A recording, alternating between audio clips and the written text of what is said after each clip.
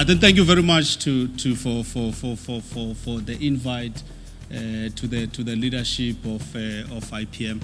So, by the way, it's the first time I participate or engage with IPM, but IPM has a long history with the Black Management Forum.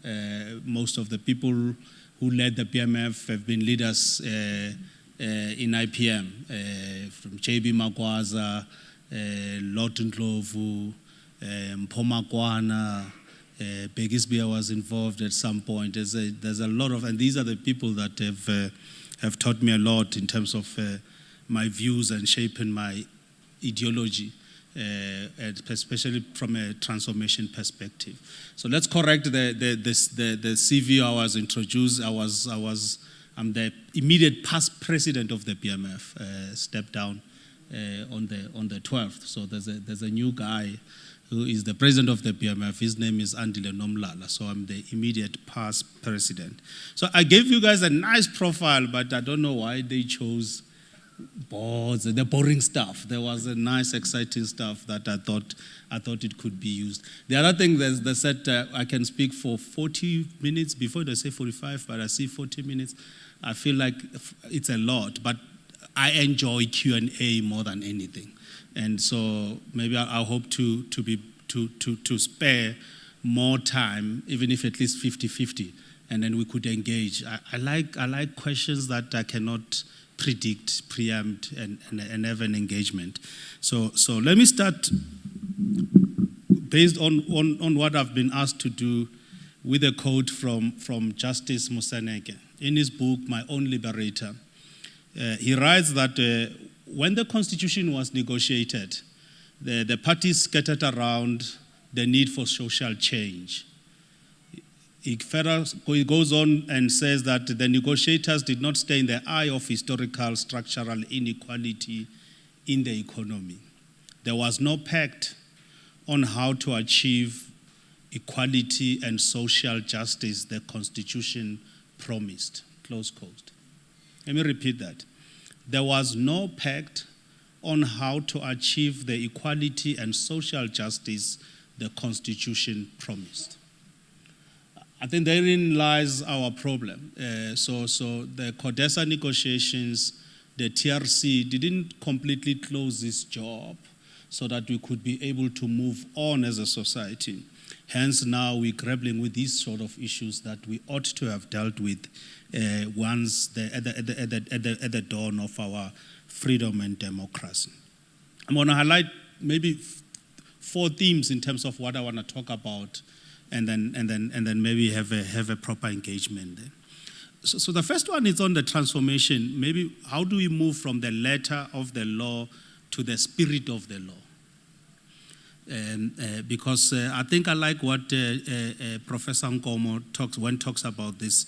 He says that the letter of the law versus the spirit of the law is an idiomatic antithesis which suggests that that in interpreting the law there are 2 choices. Okay, one can approach the law literally, and the second option, you can focus on the intent. Okay, I'm about the latter because I believe that any contract or arrangement or relationship that basically premises from the contract, whether it's an employment contract, it's what your duties are and are not, it's problematic.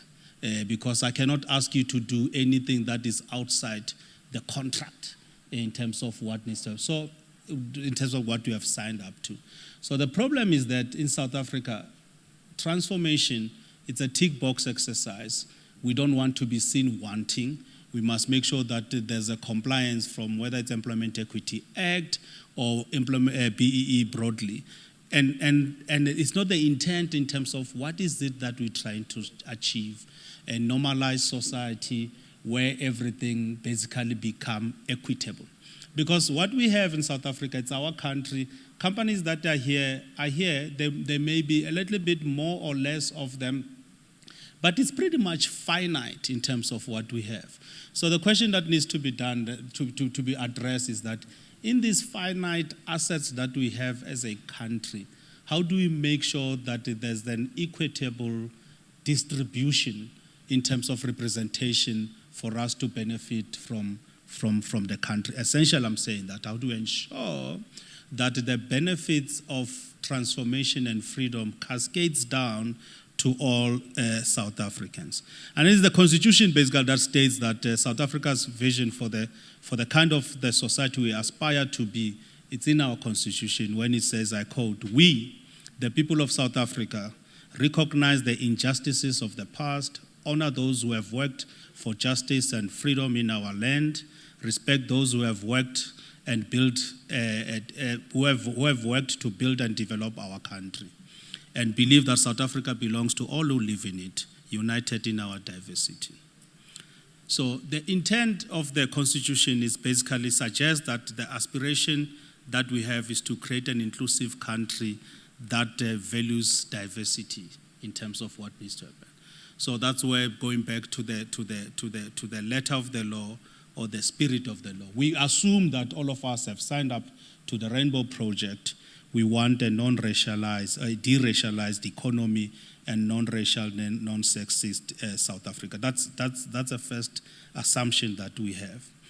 But however, being in South Africa, we have dealt or grappling with the issues of a crisis of social identity. And this crisis of social identity, you can't divorce it in the workplace from your social settings at the same time. So Adriva, one of the scholars, basically defines crisis of social identity as a state of consciousness in which most of the social categories by means of which the individual defines himself and his place in society seem to have lost his boundaries and their values, close quote. And so what I liked about this context about social challenge that basically find people thrown out, Chikane wrote a good book. Actually, I was listening to his interview with Eusebius Makaiser last week. So he talks about being black and being in UCT and being in unfamiliar circumstances and environment. It's much more complex and difficult depending of your vicinity to urban areas in terms of where you are, as opposed to how rural you coming from and finding yourself in UCT. He says that being in UCT and being black is the same experience if you can take a white person and you drop them in Alexander. From orientation, it's going to be difficult for them to have an understanding and get their bearings right. So black kids pretty much, they have the similar experiences around issues of orientation. Why this is important? It's important because the workplace ought to be a place where all of us feel like we have a belonging. It looks like us, it behaves like us culturally, and even identifying the individuals that we need to do. So at the core of the problems that we have been dealt with, it has been the challenge of making sure that the culture can be such that it can operate for all of us to belong. And this leads to the next point that I want to highlight around the same thing. I mean, I wrote a piece last year. Was it last year or early this year?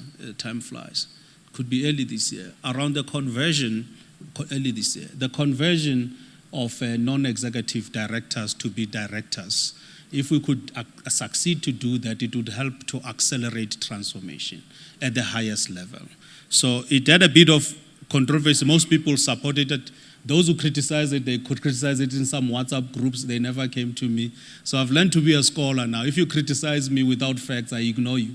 And so if you criticize me, you give me facts, then I will engage you. Because writing a WhatsApp, you can write a WhatsApp in a bar. You're just drinking. You're not applying your mind properly and respond. So if you need to properly respond, then give me a proper response so that we could be able to engage. And the point I was making there about conversion of non-executives to become executives in accelerating black talent in top management, it will help us to reflect the demographics of our society. I think ultimately when all has been said and done, we ought to reflect the demographics of our broader society. any other thing that doesn't not look like how South Africa looks like, it's not real. It's not what we subscribe to. It's not what the spirit of the law intends to do. And we are betraying the dream of Nelson Mandela and Archbishop Tutu about the Rainbow Nation. However, there are facts that says that these conversions of non-executive to executives, it's factual. They tend to perform better. Remember, these people sit in our boards and companies. So they help, together with the executive, formulate the strategy. They understand the hiccups that the company has to go through. It's easy to get those people to convert and be able to run as full-time executives. And their performance basically has been consistently outperforming those even who are promoted from within. That concept, some professors from Stanford, they call it an insider-outsider experience, and I'm happy to share the document to those who are interested, like I've been fascinated about the study. The second point I want to raise is the issue of the state of transformation in South Africa. You cannot invite the BMF person here and not talk about transformation. But the other thing that we like to do as BMF, at least myself, is to make a disclaimer that if you invite me, I'm going to tell the truth. Do you want me to tell the truth? Or if you don't want me to tell, then don't invite me. And this is a part that I want to tell the truth. So the first truth I want to talk about is that transformation is in reverse gear in South Africa. So we are better off 10, 15 years ago than we are now as far as transformation, or at least reflecting the demographics of our society is concerned. Checkhammer report, which was published in 2015, basically says that when you look at the total executive population at JSE-listed companies, black representation was 15% in 2012. And in 2015, that number went down to 9.8%. So it means that we're going backwards. Hence my point that transformation is in reverse gear. So essentially, of the 334 people who constitute the executive teams across top 40 JSE-listed companies, for example, only 21% of them are black. And only half of them are likely to be CEOs of those companies given the experience that they have. Maybe they are in operations, in sales, in finance, and all those other business functions that we deem helpful to help to get people to be promoted to those positions. And according to Commission for Employment Equity Act, we all know the numbers. Whites constitute about 10% of the economic active population, but they occupy more than 65% of the top management. And that on its own, it's a problem. That's why there's no equitable way in terms of how our population gets reflected in top or executive management. So putting this thing into perspective, essentially, there are 40% of black people who are unemployed compared to 6% of white population. White families earn 6 times more than black families. So black families, I think on average, they earn something like 60,000 as opposed to 365,000. And according to Stats SA, a white young adult with less than a matric is likely to hold a managerial job than compared to a young African with a BA or diploma. So it's a society that we find ourselves in. That's a harsh truth about our country. And these are the things that we need to talk about openly. Hopefully I'm planting seeds now, we should have some question around that so that we could have some more engagement around it. I may not have all the answers, but we could find answers because these are real harsh issues that we need to worry about. So the BMF made a submission 2 years ago on November 2016 about JSE listing requirements. So JSE was in the process of putting quotas for women, and we engaged with them that in South Africa we have 2 problems. The problem is it's a problem of gender, and the second problem is a problem of race that needs to be corrected. So it took engagements back and forth with JSE. Ultimately, they agreed with us that race and gender must be part of the listing requirements for us to be able to make progress. And in our submission, we made a proposal that we think the boards must be at least 60% black and with a minimum of 40% of women representation. And this should be achieved in a period of 3 to 5 years, starting from November 2016. That's a PMF would like to do that. Because it's easy. Companies, when you look at transformation, it's easy to see transformation happening at a board level, but the challenge is to see that that does not translate to executive committees that we see in companies. Point number 2 we made was that executive committees' racial composition must be at least 50% black and 40% women. And at least in a period of 3 to 5 years, we ought to seek to achieve these sort of things. And those, for me, they are 2 most important inputs that we have made. So JSC has put these things of listing, but JSC it's a regulation or regulatory body. So I think what we need to do, the second hurdle that we need to overcome, is to get the lawmakers to come up with a policy or piece of legislation to enforce that.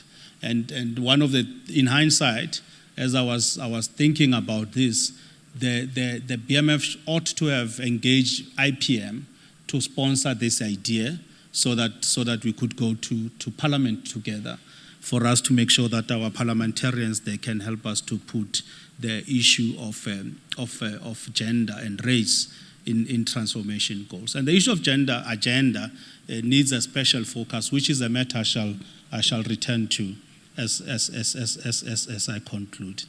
The third broad theme that we need to discuss or engage on is an issue of what I call the intersection of executive pay and a living wage.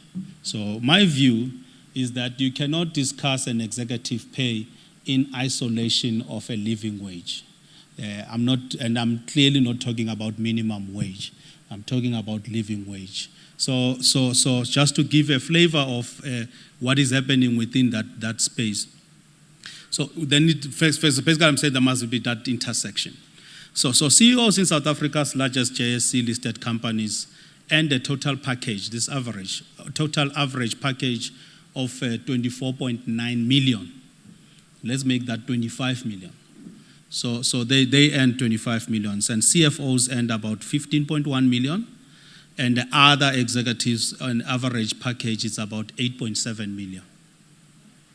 So these stats are coming from the PwC 10th edition of executive directors. It's called Practices and Remuneration Trends. It's a very interesting document. You can download it and read it so that you'll find these statistics. One of the key issues surrounding the minimum wage is how different groups basically perceive the minimum wage. So minimum wage basically, which is talking about 20 rand per hour. That's the number. I've told you staggering figures of millions. But the debate is about whether people should earn 20 rand an hour. Okay? There are South Africans that say it's too much. It will bankrupt companies. It will collapse industries. We should not even think about doing it. And then the spectrum moves from that to saying that they should be earning more. I guess I'm on the side that says it should be earning more. And according to Standard Bank, only 5.5% of South Africa's households potentially have a potential ability to be able to save. Okay, you cannot save when you can't earn. Okay, I mean 20 rand an hour. I don't know. I mean, we have breakfast. On an average, I think somebody spends, 100 rand to pay for a breakfast, I think, in a decent place. Maybe Tasha's, you could spend maybe 140 rand. So it means that you can't, to have a breakfast at Tasha's, you need to spend a day of work, let's say at least 7 hours, just to earn a breakfast. So that's how we should think about these things so that you have a better understanding of the context in terms of what does this really mean to all of us. Even President Ramaphosa on his Freedom Day speech, he says, I quote, some people have argued that the starting minimum wage of 20 rand is not a living wage. They are correct. Some argue that the national minimum wage will not end income equality. They too are correct. Close to quote.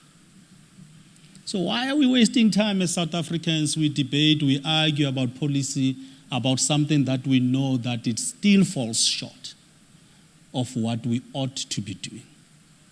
Even the president, our very own president, admits to that. So what is it that we ought to be doing to make sure that these sort of things gets to be corrected? So we cannot have a minimum wage discussion in isolation of executive pay. There must be an intersection between the two, and they must be debated. So you guys' influence of sits in REMCOs, or at least work for people who sit in the remuneration committees in terms of these discussions. We ought to be alive to the problems that we face as a society. I chair the Transformation Social and Ethics Committee of ADCOP board. And so the outlines of ADCOP that it's in what they call labor broking, so that are not meeting the minimum wage. So I made a call that told the executive or management that we're not going to run a payroll of any client that is not paying a minimum wage. We should be prepared to lose that client. Go and make a calculation. Tell us how much risk we are facing in terms of the business that we are going to lose. Prepared to walk away. And go and engage these people and tell them that we're not going to run it. I'm not going to be party to an organization that deliberately and knowingly not comply with the law of this country. That's how tough we need to be when we have to correct these things.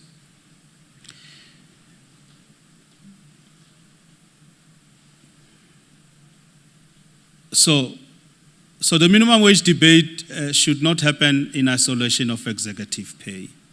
We should be cognizant in terms of how much we pay people, and that is important for us to be able to sleep peacefully in terms of, and to execute of our responsibility.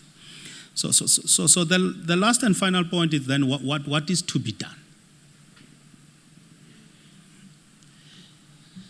I think, firstly, we need to lobby Parliament, as I've said, and I mean, this is my formal request for IPM and work with the BMF, that we must go to Parliament and lobby that there must be legislation that forces race and gender to be incorporated in every company, and make sure that there are penalties which will basically companies will incur if they don't do that. And going back to the issue around gender, as I said, I will return to. There must be quotas for women in boards and executives. Okay, there must be quotas for women in boards and executives. So when Norway introduced a 40% quota for female directors in listed entities in 2006 to come to force basically in 2008, it was the first it was the first of its own. So non-compliance could basically theoretically mean that companies will be forced to dissolve for not complying with that rule, because it was a law in Norway. And all of these things, soon it was followed by Belgium, Iceland, Italy, Netherlands, Spain, basically going through this non-compliance to the law of having a minimum of 40% quota of women in boards. So the European Commission is considering imposing the quota across all EU states. So second thing is that Malaysia has imposed a 30% quota of new appointments of boards, and Brazil 40% target, though only the state-controlled firms in Brazil. So the government and several other countries, including Australia, Britain, Sweden, have threatened to impose the same quotas and for the firms that are not appointing female directors on their boards. So this is why gender quotas becomes important, and by extension, South Africa, we need to consider race around it. So quotas are important. Why? Because quotas lead to action. Quotas lead to action. Action means hiring, training, coaching, and putting the processes together for companies to be able to get the desired outcome. Forcing the selection of female potential at all levels. It needs to be forced at all levels. That's how you are going to see progress happening. So the third issue is that corporate South Africa has made traction as far as environment is concerned. For example, we have an executive pay policy and we have sustainability policies. But we don't have policies in terms of ensuring that there's diversity and inclusion in boards and executive committees. By the way, this is a point of my topic for, I've just told you the good doctor here, that I will be starting my PhD next year with VETS. And this is going to be my topic. So in terms of what needs, but I want shareholder influence, to look at shareholder influence in diversity and inclusion. So they have policies on executive pay, so I'm intending to write a policy for them on what needs to happen for diversity and inclusion. So I'm looking forward to the journey. Hopefully you'll allow me to come to your companies and participate in my research. So fourthly, transformation is located on social aspect of ESGs of the United Nations. So when we do these things on social and ethics committees, there are these guidelines from United Nations that we ought to do. So if you're not familiar around it, please look at them, because that's what we need. The world itself is saying that we should be doing these sort of things. It's not a South Africa unique phenomenon. It's what the world ought to be doing. So the profile and importance of social and ethics committees are important when it comes to this, to deal with these things, as much as the audit and risk committee. So we need to elevate the significance of the role of social ethics issues or transformation issues, in as much as we worry about the currency and exchanges or expatriating funds from different markets, either to South Africa or to Mauritius or whichever else where these companies want to put these sort of things. So JSE itself is a signatory of this United Nations Sustainability and Exchange initiatives. So we ought to go back and give pressure to say you cannot sign to subscribe to certain values because you want to participate and look good to your peers all over the world, but you're not acting on that. So it's like we're having values that we all sign up for in companies that we work for, but we don't live up to those values. You know, there's no respect for individual, but you have it as part of the. You talk about integrity, but you look at the processes in terms of how we do our job on day-to-day basis. There's no integrity. There are no ethics. But yet these are your values that we have subscribed to. Sometimes we attach our own signatures to documents that we would subscribe or abide or uphold those values. So we ought to look at ourselves. So finally, when we talk about these issues of values and ethics, in terms of, I see the tone of your conference. I mean, the PMF just had a conference around ethical leadership 2 weeks ago. My view is that we need two things. If you forget everything I've said, please remember these things. What I'm just saying. You need just two things to succeed. The first thing you need is a spear. Essentially, you need two things. It's a spear and a shield.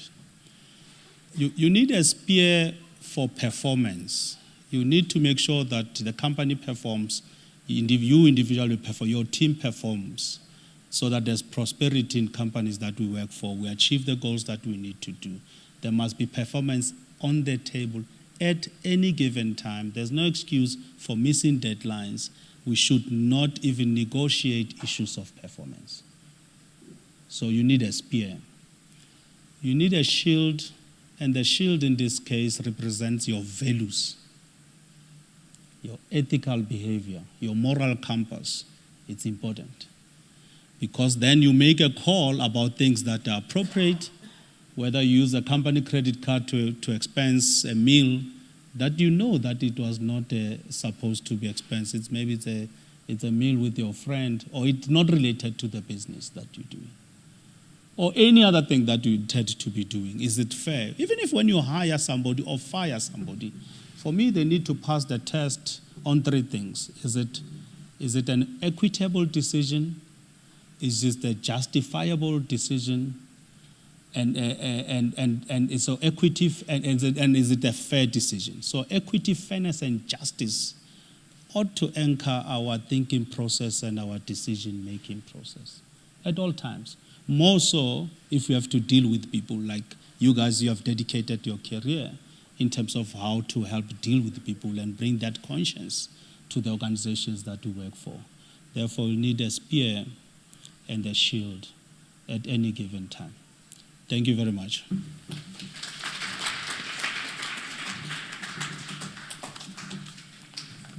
So let's start with the first question. I didn't resign from the BMF. Please don't start a rumor. I didn't resign. My term of office came to an end, and I elected not to seek a second term. So I didn't resign. And my reasons I can tell you, amongst others, I want to write my PhD. So I needed to free my time for me to be able to do that. So Skepe, talk about on issues. You're raising a number of issues around diversity and inclusion, or racial groups, but let's pick up the issue of disability. I think is a major one that you are raising. So first, I think the point of departure should be equitability as well. I would go to say, what is from economic active population? I don't know how many disabled people are economically active. So we need to get that number. So I assume you guys should know that number because you're more practitioners than I am in this field. And that number should translate to a number of people who are supposed to be in the world of work with living with disabilities. And then you can split it around it. So where I work, I think maybe it's easy for people to work in a retail space, or whether they could be in a call center or they could do a different role within companies that at least I'm associated with. We have never had a problem around that. The problem has been maybe the complexity of the work, or should people move beyond answering calls or being in a reception to much more core or operational work, depending whether there's no hindrance to their physicality in terms of being able to execute those sort of things. So my answer is that the issue of disability should be taken like how we take the issue of race and gender. So economic active population should drive the conversation in terms of what is the outcome that we ought to achieve. I'm a biggest fan, so I think I've answered that question. I think I'll go back to my views around quotas. I think it will emphasize that the point that you are raising. Let me take what you're raising around JSE. I'm going to finish off with your questions. So you write it. You see the problem with the transformation. It's hard. I mean, most people get criticized. Like, let's talk about the BMF. BMF gets criticized a lot. They say BMF is not doing enough. It has been around. How about this? Why BMF not doing that? We have a litany of issues, or people will tell us how useless we are or how better we could have become. I ask them the question that, what have you done? What has been your contribution? Most of the people, it's nothing. Okay, so the answer is nothing. So sometimes we tend to punish the cattle or the donkey that is doing the hard work and keep hitting it hard so that it could produce more when others are not basically doing anything. We ought to have a movement where all of us get to make that contribution. We have pushed the dial. At least we have pushed the dial to a point whereby JSE agreed that there must be this, so it's part of law. So how about somebody working with us? Whether the IPM, maybe it's Black Lawyers Association needs to come in, maybe any organization that wants a prosperous South Africa to say, why don't we help to monitor? Because that's a part that is, it's a monitoring and evaluation of how many companies have made submission according to the requirements that JSE said. And there's two things must happen. JSE itself must delist the companies that are not complying with the JSE listing requirements. That's a conversation that we need to have. But to strengthen the hand of JSE, we need to get a piece of legislation that basically to say, if you don't comply with this rule of law, you are in trouble. By the way, the reason why we went to JSE in the first place is because companies respect JSE more than they respect Department of Labor. They may not actually make a submission of the employment equity report. They don't care. But if they were going to be delisted, they will worry about that because it talks to share price, stock market, and so on and so forth. So we need to come and help us to do things because it's only, a data entry of one people who are pushing these sort of things. Other people need to work with us around it. But the job is not complete, as I've said, that we need a piece of legislation to give teeth to these things that we have basically have raised. So there was the issue around social identity. This is an interesting thing, So I'm a fan of quotas. I believe in quotas because if you don't do that, there's not going to be progress. My experience that I've seen in corporate South Africa, unless boards and committees pass a resolution that says the next CEO of a company must be black, or the next CEO must be a woman, the next chairman of the board must be a woman, or must be a black, must be this, or the next board composition after the dissolution of this thing, of this one, must be 40% women. You need to pass that resolution so that it will forces you to be able to do these sort of things. Last time I spoke around quotas and around gender, especially the same points I've raised today. It was a woman who said, no, quotas are creating an imposter syndrome. So that's what you want to attach to women as if they don't belong there. So I'm telling you now, corporate South Africa on its own, it's not going to change and transform unless we have quotas, unless we pass resolution. Okay, forget quotas. Why don't we pass a resolution in committees that we are in to say, okay, the next thing that needs to happen is this. For me, the effect or impact basically will be the same around it. So on the source of belonging, I think you're right, but you are right in a sense that you are a woman, you are black, you are this, you are the other. But at the same time, it's a choice that you have to make, So when I was a little bit young in student, as a part of student chapters, Bonang Mohale came to address us as students. He said, and I still remember what he said. And he said it in the 90s. He said, we ought to start to believe that we are in control and we're in charge. We must walk as if we own the companies that we work for. Because ultimately, we are going to own those companies. So it talks to an issue of confidence and your ability to occupy the space. And not ask anyone to occupy the space. You are there in your own right. You have education. You have experience that has basically have taken you to that position that you occupy.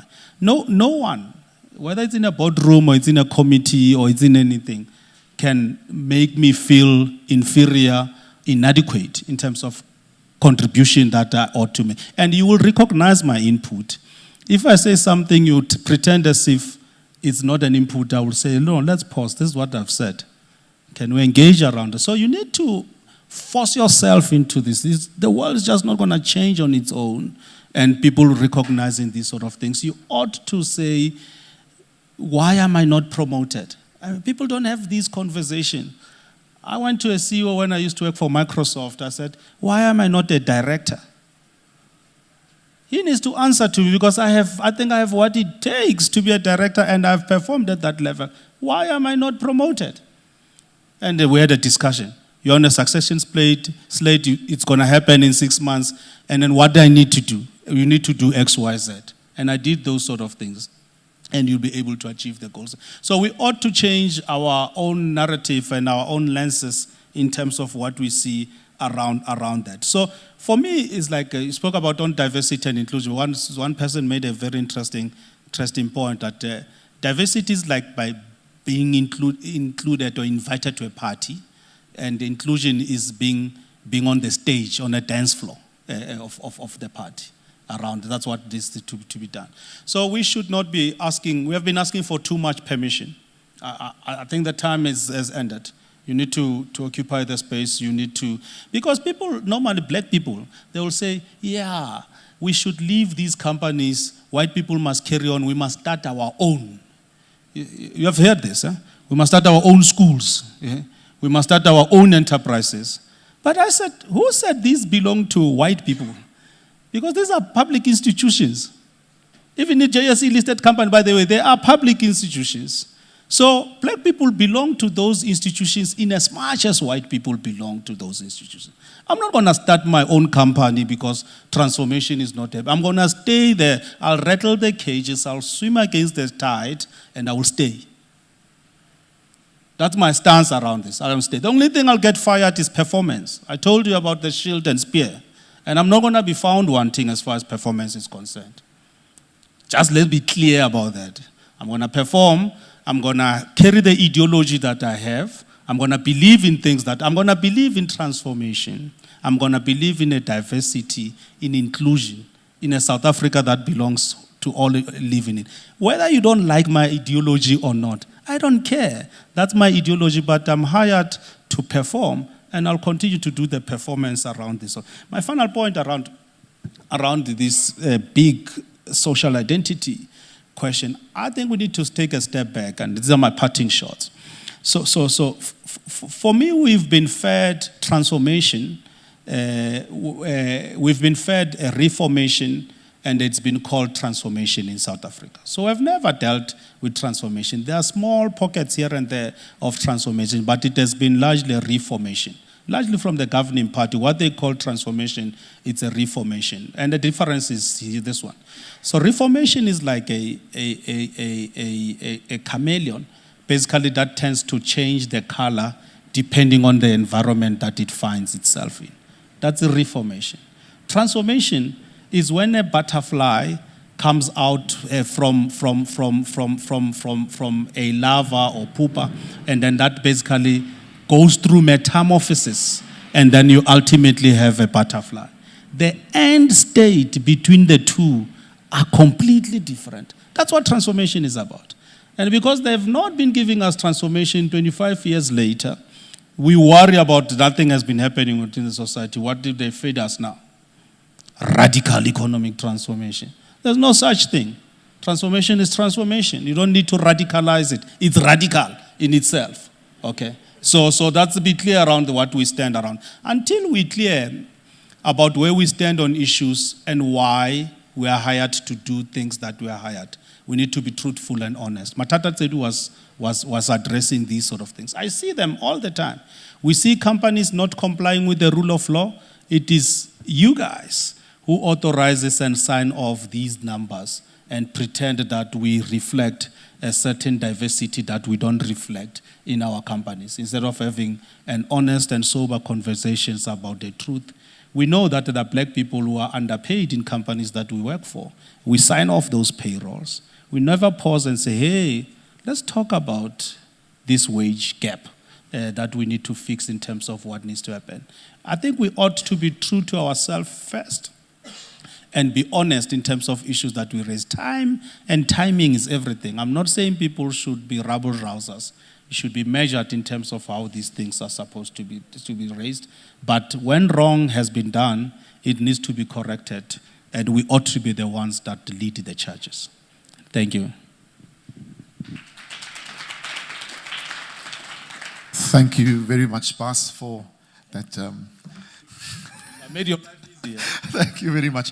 One more round of Zulu applause for Bas. As he goes off. Thank you very much.